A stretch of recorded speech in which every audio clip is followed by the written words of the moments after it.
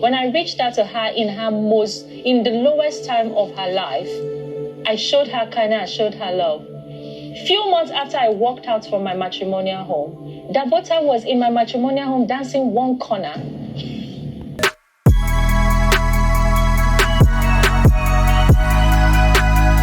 Welcome to Reality Check with me, Adaeze. Here we discuss reality shows, movies, trending topics, and topics I find fascinating. We are on the Real Housewives of Lagos Season 3, Episode 8. Okay, it is getting hotter.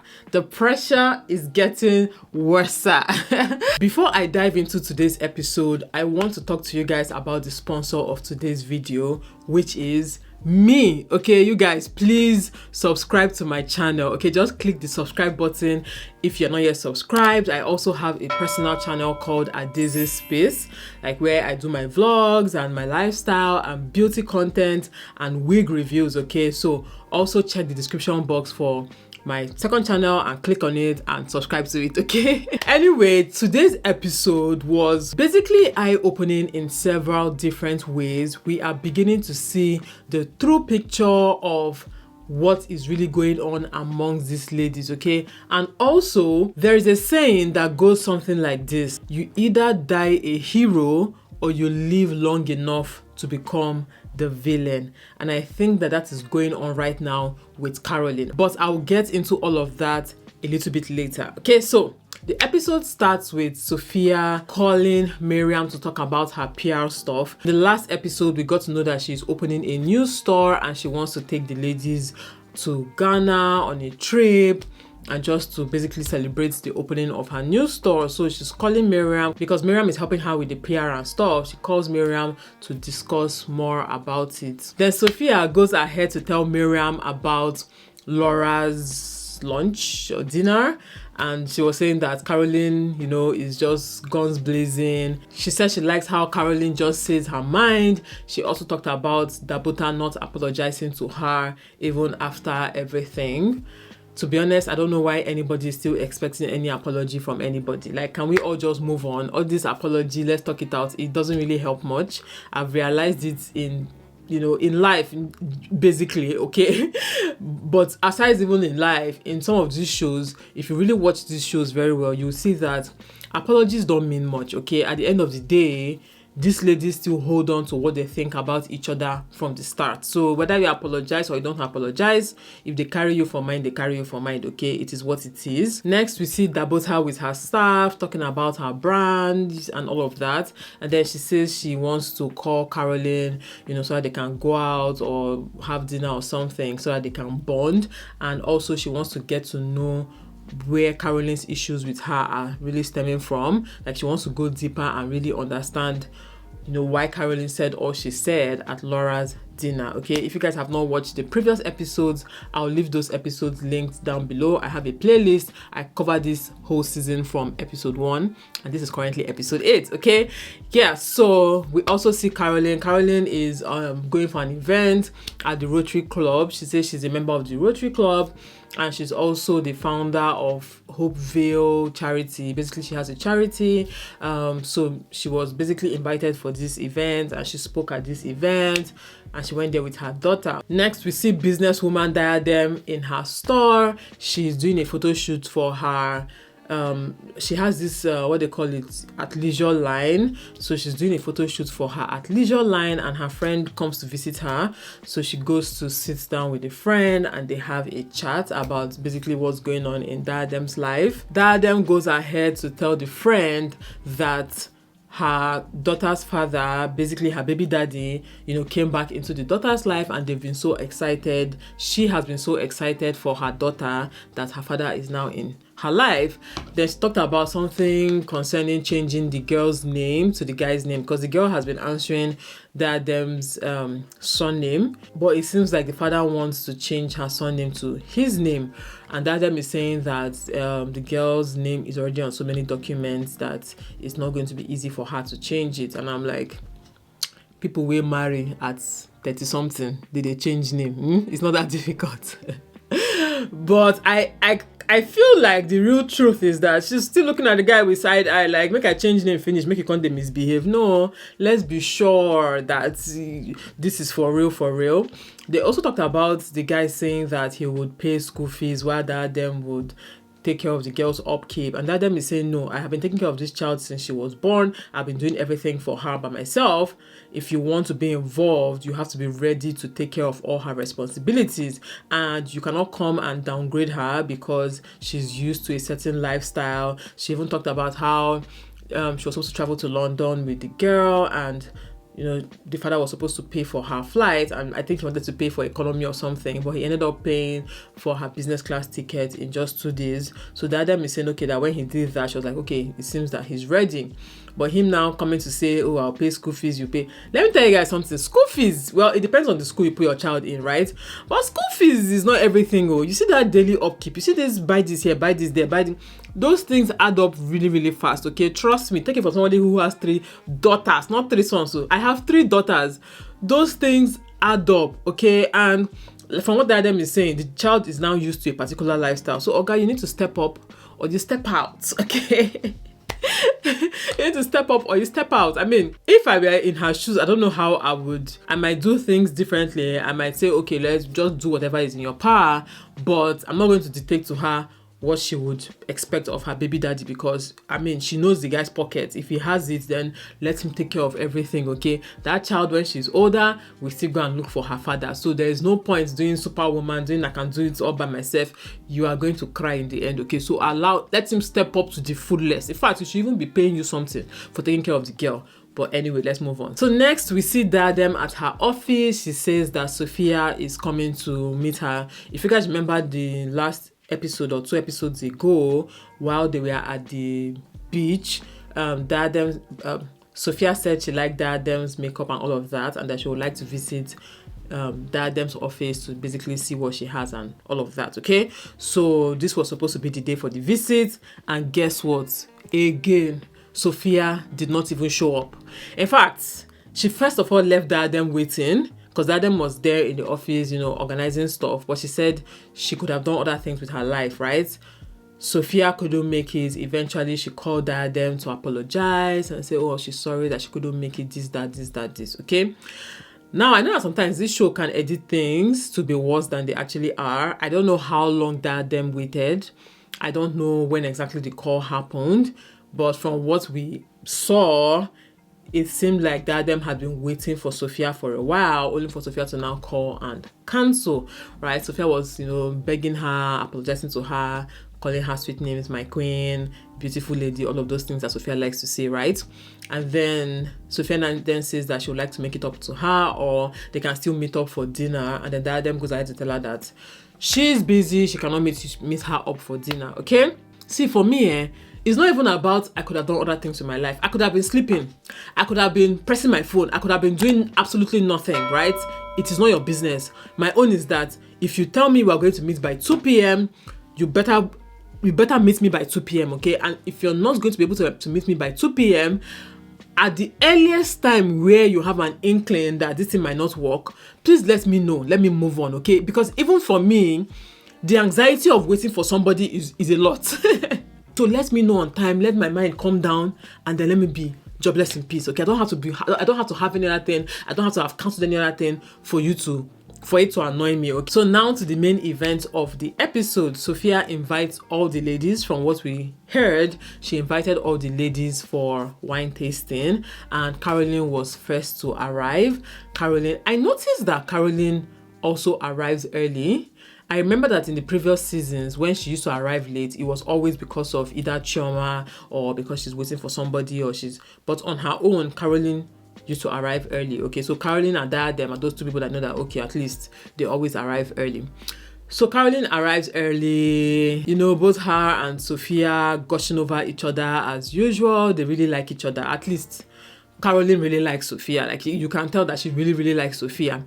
Anyway, so she meets, they have this fun thing that they do with the cigars. They had cigars on their table, and Carolyn was forming, I know how to do it. I know how to do it. In the end, she was really not. She said that she had never really smoked before. But anyway, while they are there, Laura then arrives, looking really good. I think my best outfit was Dabota's outfit in her confessionals. I liked the way she looked. All the ladies looked more mature this episode.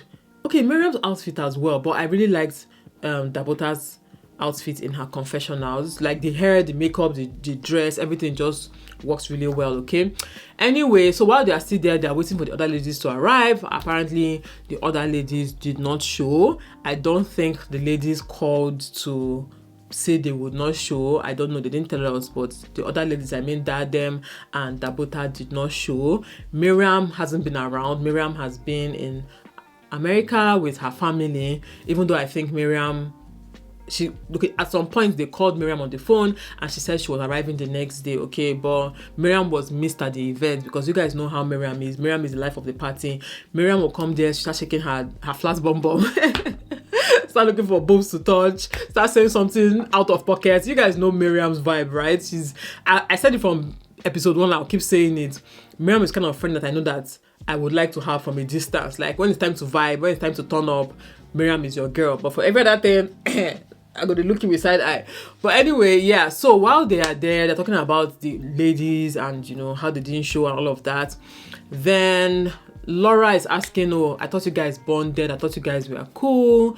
Then Carolyn goes ahead to talk about Diiadem. And this is the part where I said, you either die a hero or you live long enough to become the villain, okay? I am not sure exactly what Carolyn's problem is with Diiadem. I said it before and I'll say it again. You see that thing people are saying about Diiadem? I do not see it. Diiadem is not my fave. I don't really care about these ladies, to be honest. Like all of them, I don't really hate them or like them or anything, okay? I like some of them more than others, but I don't really have like strong like for someone or strong hate for somebody, okay? Because I've seen that on these streets, okay? On this YouTube streets, you guys either hate somebody, and when you hate the person, nothing the person does is ever good in your eyes. Or you like somebody, and when you like the person, everything they do is good in your eyes. There is nuance to everything, okay? You can dislike somebody's actions and not dislike the person. You can disagree with somebody's actions or opinions without hating the person. So anyway, yeah, so Carolyn goes ahead to talk about Diiadem, saying that, oh, Diiadem needs to stand on her own. Diiadem does not have a mind of her own. When Diiadem likes you, she makes a fool of herself. Diiadem was doing 2,500. She was a bouncer for Dabota. Now, there's something that Carolyn said, which I agree with, okay? Now, in everything she was saying, the whole ranting, I was like, where is it coming from? But there's something she said. She said that Diiadem is actually the light that shines on whoever tries to be close to her. But she doesn't feel like Diiadem recognizes that. So Diiadem is dimming her light for other people, right?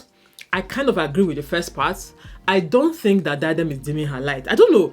Even the fact that Diiadem is jumping into Dabota's issues, like we said, to me, it shows that she's not dimming her light. Someone that's dimming her light will not jump into issues. She wants to just be quiet and, or talk behind, and in front, you come and be shining to people, okay?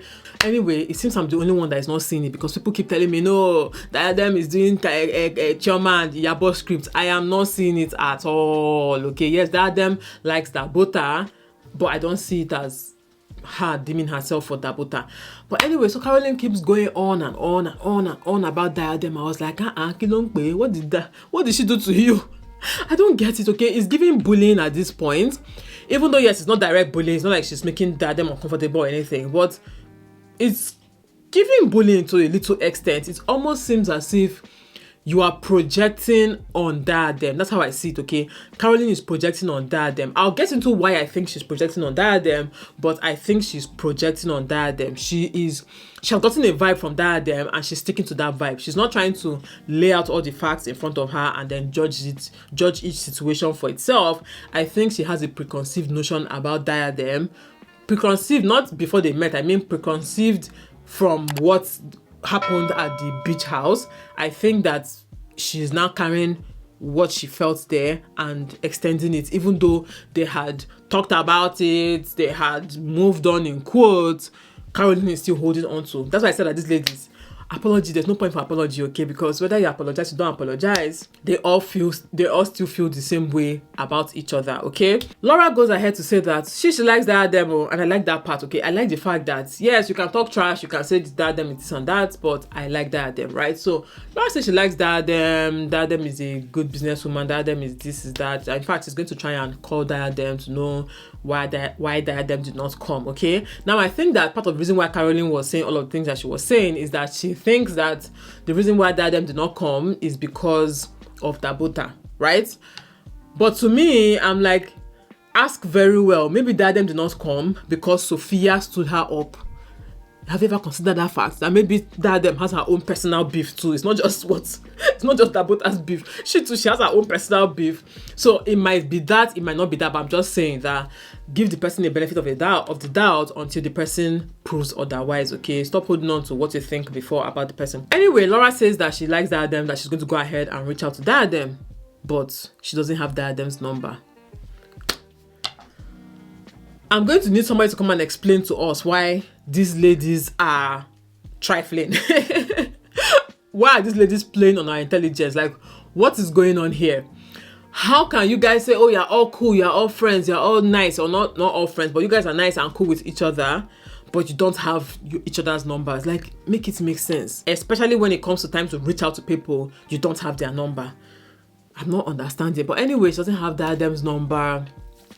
But they go ahead, even though Carolyn was saying all the things that she was saying, she goes ahead to actually praise Diiadem. Diiadem is a very intelligent, very smart, very successful. Have you seen her packaging? Have you seen her this? So to me, it almost seems as if Carolyn is expecting too much from Diiadem. Like you feel like she should be the alpha female of the group. And because she's not in your eyes, you are now going ahead to bash her. The conversation also moves to Dabota, right? And Carolyn decides to drop the bomb of the episode, okay? See, this season, Carolyn used the last season when she was chilling. She was using it to be doing press up. She was using it to be buying ammunition. She was talking up her arsenal. She was like, when I come back to this show, they are gonna hear it, okay? You guys, you're gonna remember me. Now, in her confessionals, Laura was saying that Carolyn is towing a line of destruction, okay, a path of destruction, right? And as much as I agree with that, I feel like, at this point of the show, I think season 1 and season 2, I was having high hopes for them. At this point of the season, everybody just lay it all out, okay? Everybody should just do whatever they can to give us a show, because at the end of the day, when the next season comes out, those who have their faves will try to rewrite the season, or they will try to rewrite history, okay? Because I'm seeing online now people trying to defend, even in season 2, people try to rewrite all that Laura was in season 1, right? And then now season 3, people are trying to rewrite all that Iyabo and Chioma and Toyin were in season 1 and 2, right? So at this point, do you, sis? Okay, burn it all down, destroy everything, because next episode or next season, your faves are going to defend you, and those that don't like you will still not like you. So it doesn't change anything at this point. So everybody just do you. But anyway, moving on to Carolyn. Carolyn then tells us that Dabota reached out to her to try and bond with her. Carolyn is saying that she's not interested in bonding with Dabota because when God has saved you from a particular situation, do not carry yourself back into it. And I was like, what situation? You mean the beach? And then Carolyn goes ahead to tell us the history of things between her and Dabota. And this part confused me a lot, but let me get into the story first. Okay? The gist is too sweet. So Carolyn said that, you know how she said she reached out to Dabota years ago when Dabota was going through her issues with her marriage, and her social media brouhaha with Linda Ikeji writing stuff about, you guys know that gist, okay? Dabota talked about it, Carolyn talked about it as well. So apparently, after Carolyn reached out to Dabota, tried to encourage her through the situation, basically doing, oh, we're in this together, I can relate. Then Carolyn, a few months later, or weeks later, whatever, a little while later, Carolyn decides to leave her marriage finally, okay? Now, after she leaves her marriage, one day on Snapchat, she sees Dabota and one of Dabota's friends, who was basically dating Carolyn's ex-husband at that point, they are both in Carolyn's home, okay? The home she just left, right? They are both in Carolyn's home, matrimonial home, as she mentioned it, and they are dancing one corner, okay? If you guys don't know what one corner is that song that's rained at some point. One corner. Very stupid song, okay? Even the dance itself was very foolish, almost like, you know, when a dog is trying to dry hump, but a dog is trying to pee on the roadside. Anyway, Dabota was dancing one corner in her home, and then she was like, what's going on here, Dabota? She then reached out to Dabota to ask Dabota, sister, what are you doing? Like, what are you like? And to be honest, I get where Carolyn is coming from, but at the same time, I don't really get it, okay? In terms of, you guys are not really friends, so why were you expecting loyalty from Dabota just because you reached out to her to comfort her during her time of need? Did she ask you? Did she call you? Did she come and meet you? Now you carry yourself, go to do comforter of the afflicted. So why are you expecting loyalty from somebody? Even though I get why she's expecting the loyalty, don't get me wrong, but I'm like, see, the way human beings move these days, don't be disappointed, don't be shocked when people, you know, stab you in the back for flimsy reasons. But anyway, so she reached out to Dabota, and according to her gist, this is her side of the story, we don't know the other part, and, you know, tried to talk to Dabota about the whole thing, and Dabota flared off and basically told her off, that is, told Carolyn off. Then Carolyn goes ahead to block Dabota, and that was 7 years ago, right? So after she blocks Dabota, they were not cool for those 7 years. Like, they were not talking, they were not relating or anything, and that Dabota did not even try to reach out to her throughout those 7 years to try and make peace, or try and say, oh, this person that was really there for me when I was in my lowest of the low, or in my lowest time, I shouldn't have done that to her, right? Now, this is where I am really confused. Carolyn then says that now that Dabota has seen her in the group, basically shining, doing well, you know, beautiful and all of that, now Dabota wants to bond with her. Dabota wants to be friends with her, and she's not interested because Dabota is still friends with all of those ladies who were basically not good to Carolyn, okay? I think including the lady who tried to enter the marriage. Now, I'm not sure if he is the lady that tried to enter the marriage, because she's, according to what Carolyn said, it didn't even work out, okay? Like, the person that tried to replace her ended up not even getting the position, right? I don't know if it is he, because in that her this thing where she bashed he, I don't think I covered that drama here, but anyway, you guys must have seen it by now. When she bashed he, she said, if married women don't vomit, you will not eat. You know, like, I don't know if he was a person trying to eat her vomit at that point, so I don't know. So she was saying that Dabota is still friends with those ladies, so where do you want to put me? And initially, earlier in the episode, when Dabota said she wanted to call Carolyn and bond with her and know where everything is coming from, I was a bit confused, because if Carolyn told you to your face that she doesn't like your friend, and this person is somebody you consider a sister, is somebody you consider really close to you, and seeing how Carolyn talked about Ehi, what is there to bond over? It's like somebody coming to me now telling me, I don't like this your friend, she's this, she's that. Even when I saw her in the kitchen and I was eating food that came from that same kitchen, my soul left my spirit, my spirit left my body. What did Carolyn say? If somebody, and she said, I don't like your friend, I will never like your friend. Not just that she doesn't like her, she said, I will never like your friend, right? If somebody comes and says that to me about a friend that I hold dearly, that I consider to be a sister, why do I want to still reach out to this one and try to be friends? Like, how, like Carolyn said, where do you want to put me? How do you want to make both friendships work? Okay? Yeah, but what now confused me, I've not even gotten to the main part. What confused me is that when they first met this season, they were cool. Carolyn was cool with Dabota. Carolyn went to her house. Carolyn spoke nicely about her, even when, you know, there were times when Sophia and was talking about Dabota and all of that, and Carolyn would say, oh no, Dabota is actually a sweet person, Dabota is actually a nice person, Dabota did not really mean it, you know.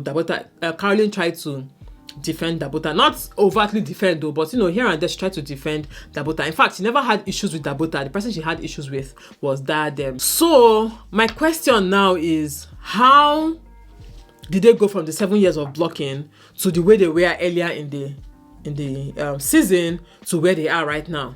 Because to me, it seems like things are happening not in chronological order, or not in sensible logical order or logical progression of things, right?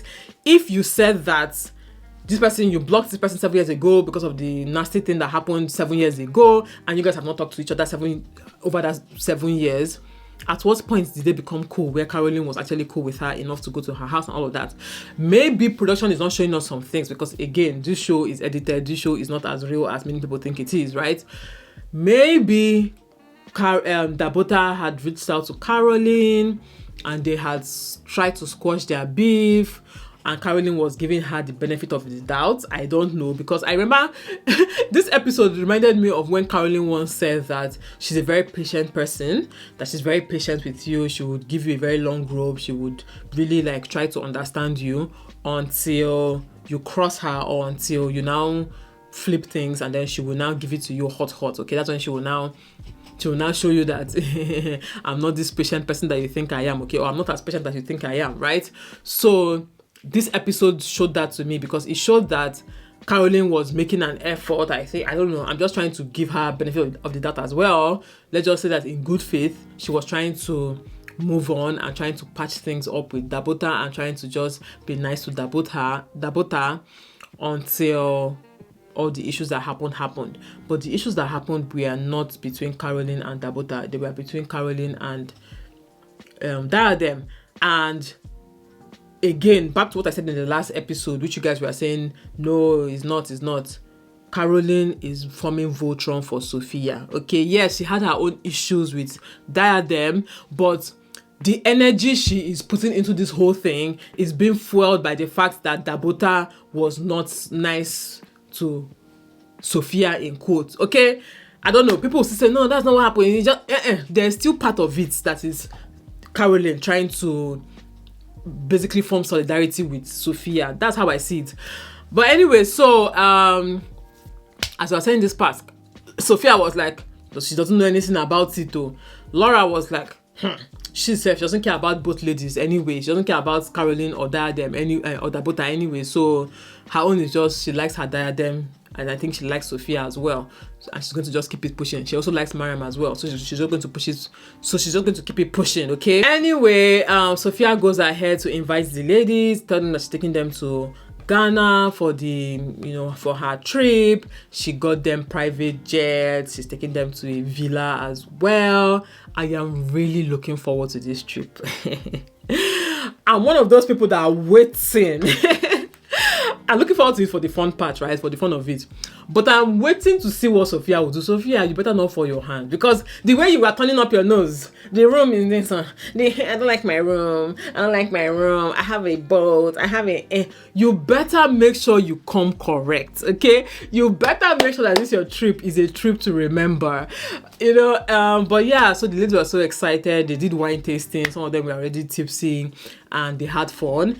Laura in her confessionals even said that, without Diiadem and Dabota, they always have fun. So basically, the ladies are not really bringing anything to the group, that the person that they really miss was Mariam. But for Dabota and Diiadem, whether you come or not, it doesn't change anything for us. We're still going to have fun. We're still going to be cool in the group, okay?